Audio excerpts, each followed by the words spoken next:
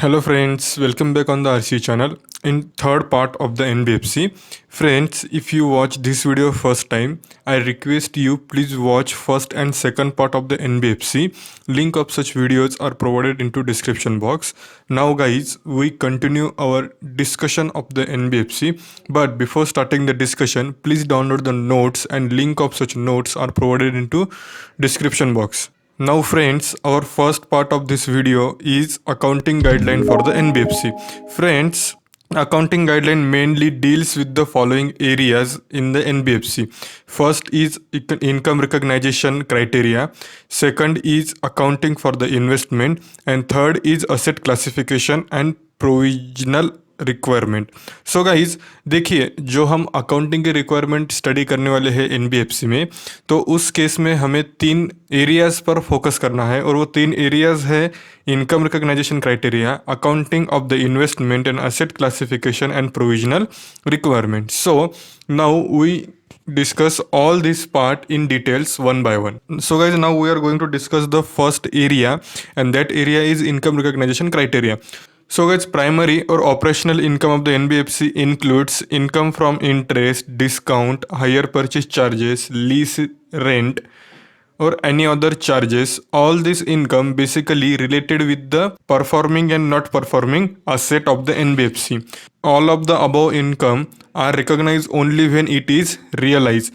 If part of the amount realized and part of the amount not realized, in this case we need to reverse the unrealized amount if such asset become the NPA. So guys, if any assets that are become the NPA in a particular year, in such year we need to reverse the realized amount of such assets, and this is the rules and regulation issued by the RBI to the NBFC.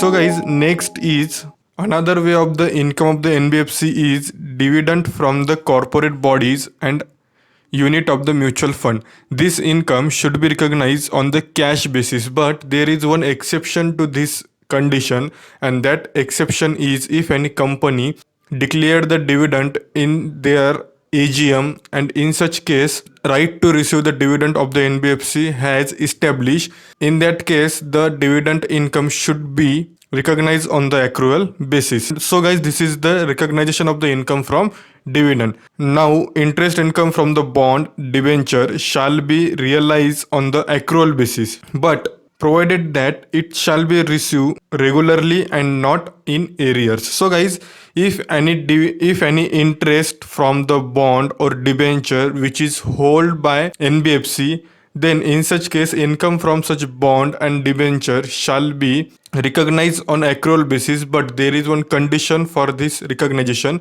and that condition is it shall be received regularly and not in arrears. So guys, next and last point is income from the securities of the corporate bodies and public sector undertaking are recognized on the accrual basis. So guys, if NBFC holding any security of the corporate bodies or public sector undertaking, income from such security should be recognized on the accrual basis, but there is also one condition, and that condition is such income shall be guaranteed by the central government. So guys, guarantee by the central government is a mandatorily applicable here.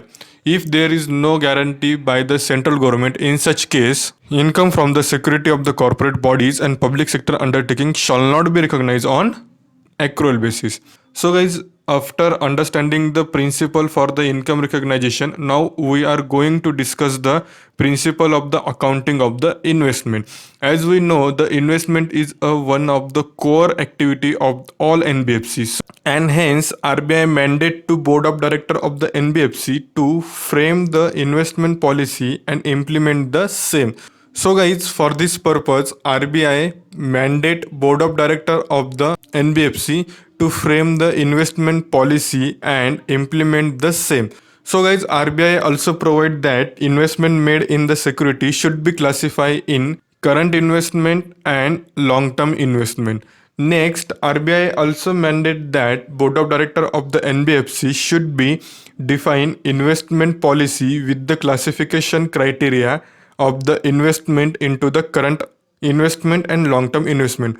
See guys, RBI is the regulator for the NBFC, and each and Every rules and regulation issued by the RBI is mandatorily followed by the all NBFC. Is NBFC fail on their part, then in such case there is some penalties or there is some restriction on such NBFC are placed by the RBI. So NBFC need to follow the all rules and regulation issued by the RBI. So guys, next is if any NBFC want to interclass transfer of the any investment, then NBFC required to take the prior approval of the board of director at the beginning of the 1st April or 1st October, that is on beginning of the half year.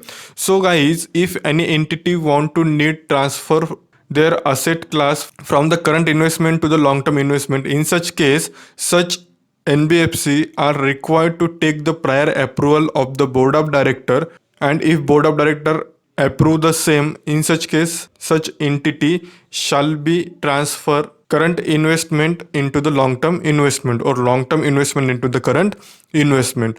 Now friends, investment should be valued at book value or market value, whichever is lower.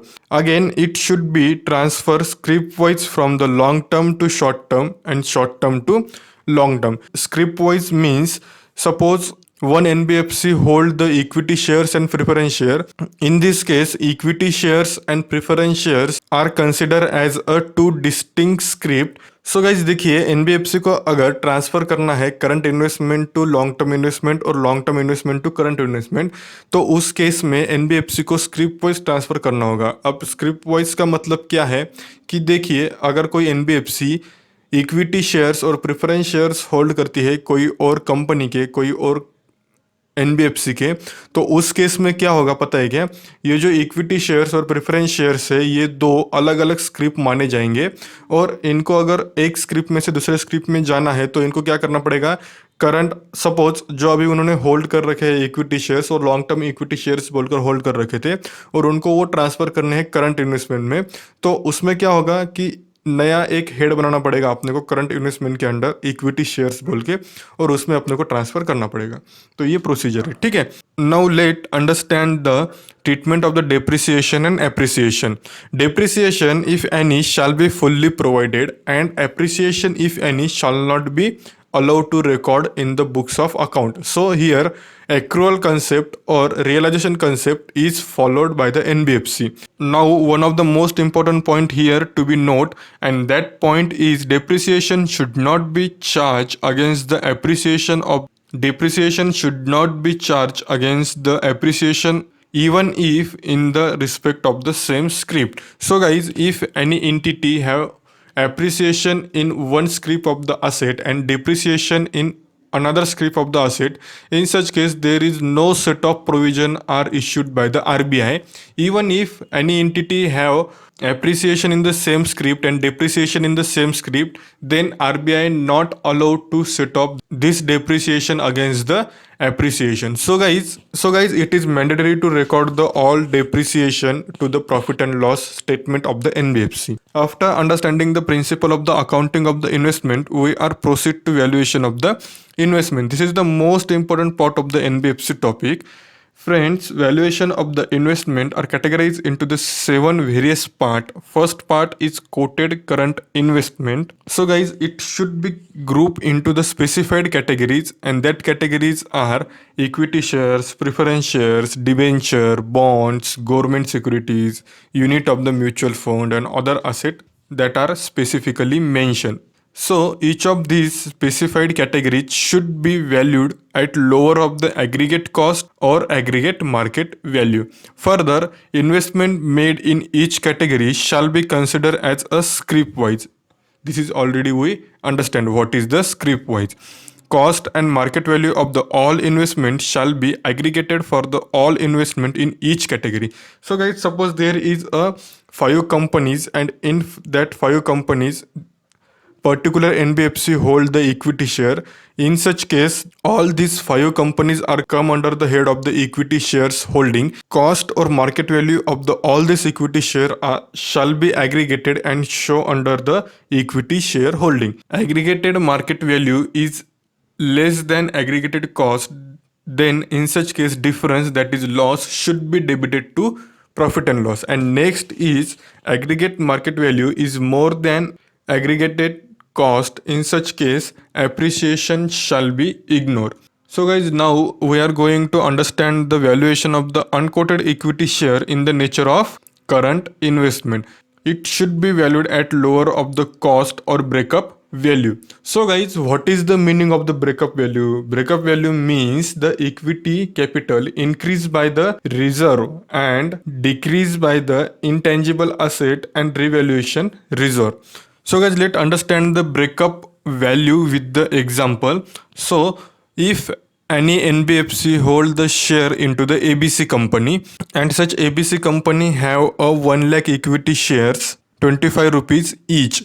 Suppose NBFC hold the 10,000 share in such ABC company at a 25 rupees per share, then total investment in such entity is rupees 2 lakh 50,000. So guys, now reserve and surplus of such ABC company is 25 lakh. Then in this case 25 lakh rupees are divided by the 1 lakh equity shares of the ABC company and multiplied by the 10,000 shares which is held by the NBFC. So 2,50,000 is a reserve and surplus which is belongs to such NBFC, and total of this equity shares and reserve and surplus is 2,50,000 plus 2,50,000 is 5 lakh rupees.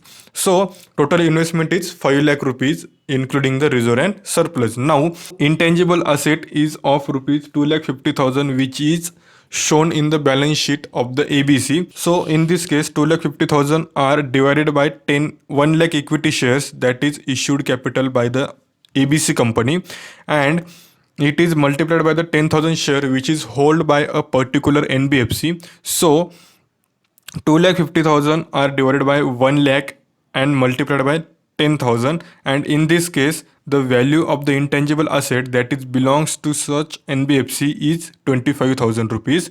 And next is revaluation reserve is a appear in the balance sheet of the ABC company, and that is 10 lakh rupees. So these 10 lakh rupees are also divided by the 1 lakh equity shares that is issued by the ABC company, and similarly multiplied by the 10,000 shares that is held by such NBFC into the ABC company, and value that is belong to such NBFC is 1 lakh rupees. So from 5 lakh rupees we are required to deduct the 1 lakh rupees of the revaluation reserve and 25,000 rupees of intangible asset that is belong to the particular NBFC. So resulted amount is a 5 lakh rupees less 1 lakh rupees 4 lakh rupees, and again we deduct the 25,000 from this 4 lakh and resulted amount is 3 lakh 75,000. So breakup value per share is 37.5 rupees per share. So guys, this is the valuation of the breakup value, and this example are also covered into the notes, so please refer or please download the notes. So guys, third category of the investment is unquoted preference shares. It shall be valued at cost or face value, whichever is lower. Fourth asset is unquoted investment in the mutual fund in the nature of the current investment. It shall be valued at the net asset value that is now as declared by the mutual fund house. So guys, investment in the unquoted government securities or government guaranteed bond or commercial papers, then it should be valued at the carrying cost. So guys, last is long-term investment should be valued in accordance with the IndAS issued by the MCA. So guys, this is the 7 categories of the assets are classified by the NBFC in their balance sheet. And next is NBFC required to undertake the transaction in the government security through its demat account only. So friends, there is a physical transaction shall be strictly prohibited, and this is the one of the restriction placed by the RBI on NBFCs. Now friends, after the understanding the principle of the accounting and valuation of the investment, we shall going to understand the procedure of the preparation of the balance sheet and profit and loss. All NBFCs shall compulsorily prepare the financial statement as per the division 3 of the schedule 3 of the Companies Act. So guys, all NBFCs shall compulsorily prepare the financial statement as per the division 3 of the schedule 3 of the Companies Act. Further, all NBFCs shall prepare the balance sheet and profit and loss as on 31st March of the every year.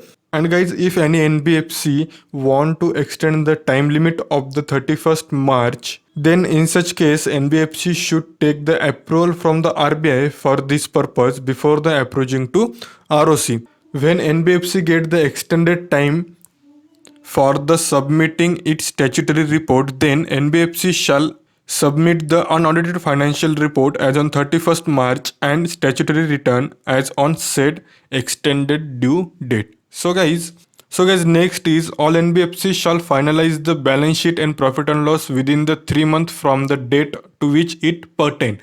So if there is a 31st March is the last date of the NBFC for the preparing the financial statement, then it should be completed within the 3 months from the 31st March, and that 3 month is 30th June. April, May, June. April full month, May full month, and June also full month. This is the 3 month from the date to which it pertain. Now friends, we are proceed to the disclosure requirement in the balance sheet. There are several disclosure in the balance sheet and that are discussed in following ways. So guys, first disclosure deals with the provision created without the netting of them. Next is separate provision created for the separate item, like provision for the bad debt, provision for the depreciation. Next is provision should be created by the debiting to profit and loss, and it shall not be created out of the general reserve or loss reserve. So guys, if any NBFC want to create the provision, it should be created by debiting it to profit and loss, and it should not be allowed to create it out of the general reserve or loss reserve. And if there is any excess provision, then it should be written off without the adjustment against the provision. So guys, this is the restriction issued by the RBI on several NBFCs. Second disclosure are related with the CRAR, means capital to risk asset ratio. It includes the disclosure with respect to exposure to real estate sector and maturity pattern of the asset and liability.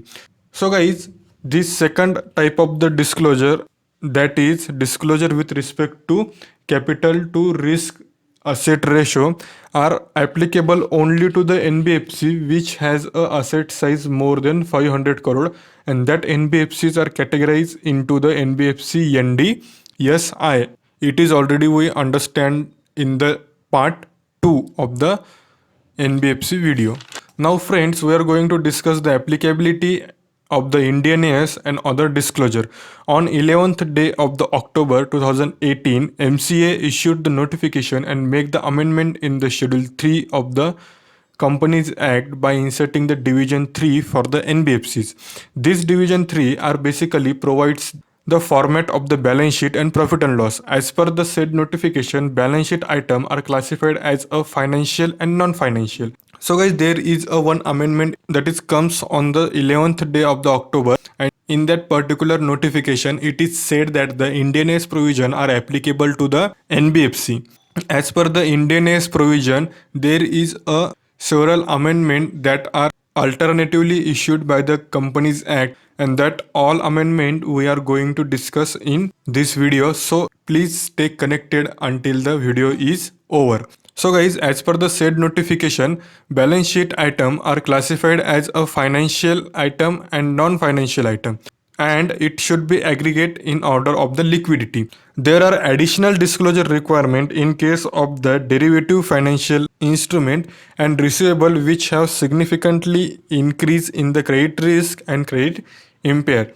So as per the amendment, loan receivable and trade receivable shall be classified as follow. Loan receivable and trade receivable considered as good secured. Loan and trade receivable considered as a unsecured. Loan and trade receivable which have significant credit risk, and loan and trade receivable credit impaired. So guys, this is the various categories. In these categories, particular NBFC should be classified their loan receivable and trade receivable. So guys, now next amendment is related with the disclosure of the loan. As per this amendment, loan are subdivided as below: loan secured by the tangible asset, loan secured by the intangible asset, loan covered by the bank or government guarantee, and unsecured loan. This is the four categories of the loan that is classified after the such amendment.